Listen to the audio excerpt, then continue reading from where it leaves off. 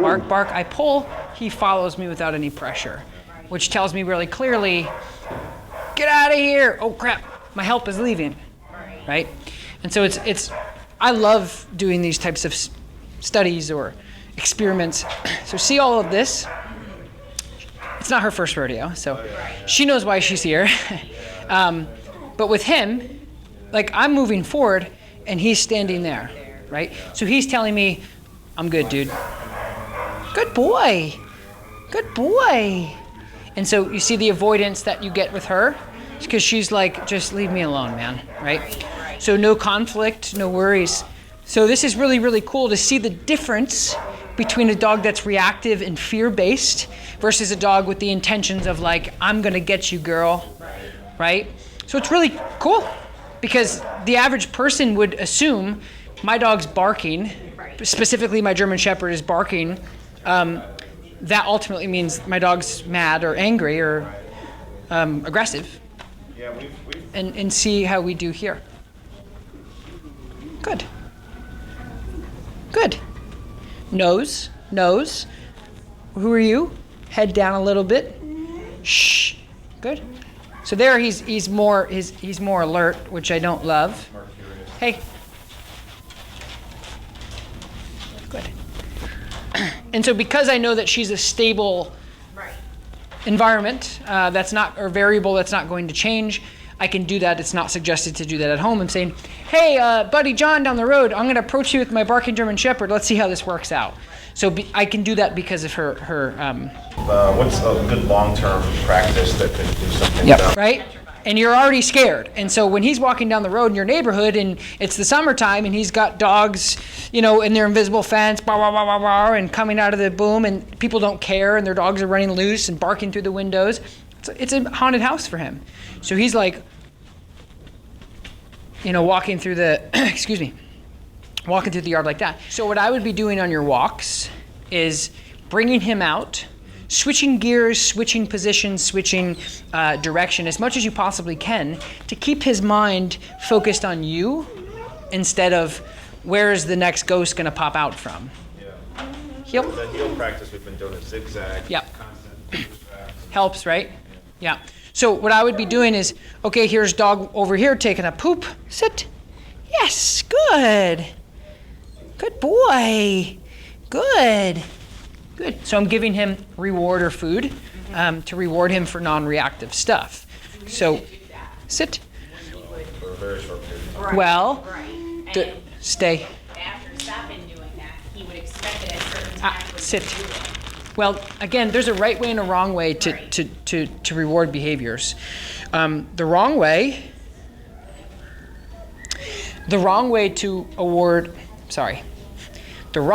reward potentially leash reactive dogs is to do. I'll show you the wrong way to do it because it band-aids instead of fixes. Okay. Touch. Boom, boom, boom, boom. Look, he didn't react. Right. That's the wrong way to do it because he's so focused on me, he didn't even know she was there. Which, to certain extents and to certain dogs, maybe that's safer to do. But with a dog like him, whose intentions are very clear of like, I'm just afraid, I'm not going to kill you, nor do I want to. Lakota, go touch. Good girl. So the right way to do it, good girl, Lafui. Sits. Good. Yes, good. So the right way to do it is, I'm going to give you a test. If you pass the test, you're going to get rewarded with an A+, which then for is food. Touch. Lakota, go touch. He looks at her, doesn't react. He gets out of his sit, but I'm okay with that. Yay, good job, buddy. Good. So I'm not too particular in positioning if the positioning isn't going to directly interfere with the task that we're working on. He gets out of his sit and he starts barking, then I'm going to correct that. But if he gets out of his sit and he still doesn't bark, we still reached our goal. The sitting I can work on later. No big deal. Good. So that's the right way and the wrong way to do that, okay? Heel. Good dog training and good walking on the leash is to be done with the minimal force as possible. Okay. So when you're using any type of tool, no matter if it's a harness or it's whatever, the goal is when you're using that equipment is to probably give them pressure or discomfort or something once they're not doing what you want, or if they're doing something that they shouldn't be doing. Does that make sense? So when you're handling him, every time you tap that leash and you're popping him, you're telling him he's doing something wrong. Okay. See, with the prong collar is you're not really ever going to hurt him by just doing that over and over again. It's not really the intentions. And so Reno, sit. if you are using the collar, Sit.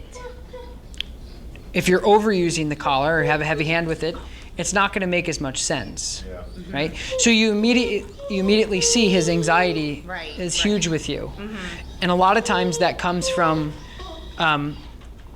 the person who's handling doesn't know what they're doing, so now I'm nervous. And so I want to help you have a clearer communication with him. So go ahead and heel him around. Let me see what you got. Let me see where, Reno, yeah. sit. Hey, sit. Good. Thank you. Ready? Heel. So right there. So you just corrected him and told him to do something at the same time. Does that make sense? So just when you ask him to go into do a heel before you correct him. Okay. So you want me to have him sit and do it again? Nope. Okay. Just, Yeah, just let me show you. Okay. So what you want to do is think about it like a gear. So say you're like, so now we're in park, okay? So when you want to go into heel, it's a drive. So you simply just kind of shift into that gear, heel. Good. There's no crackling transmissions there, right? There's nothing interfering with that. That's beautiful. But what you were doing is you were going heel, right? before he. Right. So it's punishment and asking at the same time, which that's where you're going to get him to go, this isn't making sense, this isn't making sense, and that's where you're getting the whining, Okay. right? Because I'm telling him one thing and you may be telling him one thing and then you may be telling him another thing. Yeah, the only time It's okay. It's why you're here. So just when you ask him to heel, just this again, and I think that's where a lot of people get confused. This prong collar or this flat collar or whatever, even the Seresto collar is a correction collar for fleas and ticks, right? They're amazing. Yeah. So this is only to say, nope, that's the wrong thing you want. Okay. So it's a correction tool to correct something that you want to get better. So again, spell check. If you spelled the typing too fast, T-H-E, or no, T-E-H, right? It would go, oh, nope, that's wrong. Oh yeah, duh, that's how you spell it. So you're teaching him, that's not how we do it, this is how you do it. So the next time you go to spell the word, Right. so it's not always there to just, Exactly, right. this is your leash. This is your training collar. And there's a big difference. And so when you're, anytime you give him a little pressure, you're telling him, nope, buddy, that's not good, right? And so when you're handling him, very heel. Good. Good. See how nice that is? Good job, buddy. Good heel. Good. Heel. Good. Heel. Good. Heel. Nice. Good boy. Heel. Heel. Good. Heel. Beautiful job. Sit. Yeah, the only times I've had to make corrections is when sometimes changing direction and he's Break. looking- He's just pushing you because he can. No.